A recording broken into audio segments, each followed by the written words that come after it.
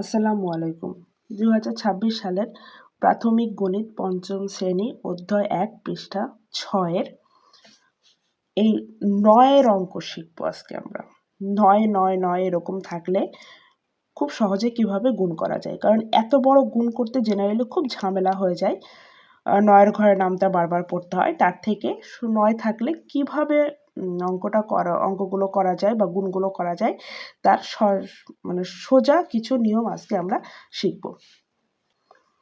2 নম্বর অঙ্ক 9 9 9, যেহেতু 3টা 9 তাহলে আমি 3টা শূন্য নিব আর সামনে একটা 1 নিব। এখান থেকে আমরা 1 বিয়োগ করে দিব, তাহলে কত আসবে? এখানে 1000 থেকে 1 বিয়োগ করলে 999 আসবে, গুণ 32। একবার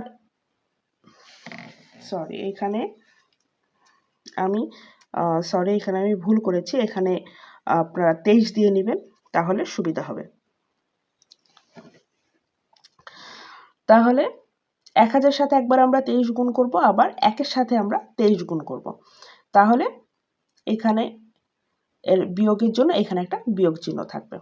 তাহলে এই 3টা আমি গুণ করে নিলাম 23, আর এখানে 3টা শূন্য 23 আর 3টা শূন্য, তাহলে গুণ সহজে হয়ে যাবে, বিয়োগ 23। তাহলে এখানে কত আসছে? 22,977।